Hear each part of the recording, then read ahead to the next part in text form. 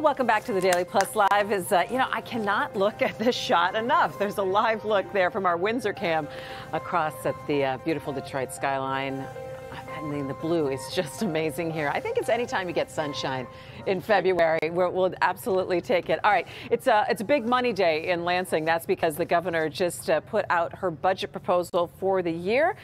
And we're just getting in the details now. Rod Maloney's working on the story, so I thought I'd have him come on in and talk a little bit about what the details are. And I know it has to do with universal preschool and also community college. Rod, what do we know so far? Well, it's an $80 billion budget, and they're saying that, you know, the fat days of the federal government sending money our way are done.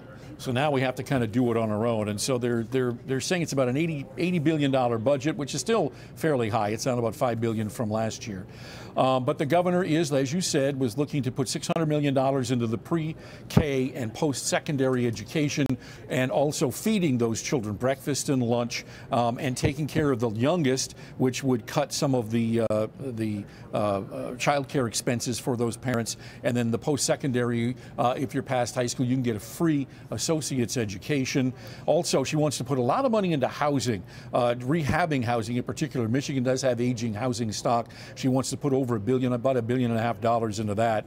And what she's saying is that because they paid down about $18.5 billion worth of pension funding liability over time, it freed up about $670 billion. I make that I'm getting the numbers mixed up. $670 million, and that's how she intends to fund this. But if you go and you talk to people across the aisle, they say if the governor hadn't gone ahead and raised the state income tax back up to the level that it was 2 years ago instead of this year when we had the cut, that she wouldn't have had to do that switch. And so there's that complaint that she actually raised taxes in order to be able to pay for this. So we're taking a look at all of this. The governor comes up 1 o'clock. She's going to be meeting with journalists, so I'll be going over and getting involved in that to see what she has to say more directly about some of the initiatives she has. But that's essentially what she's talking about today. Sounds good. It'll be interesting to hear some of those questions, right? We know you'll be asking them. And also, $2.2 billion in the rainy day fund,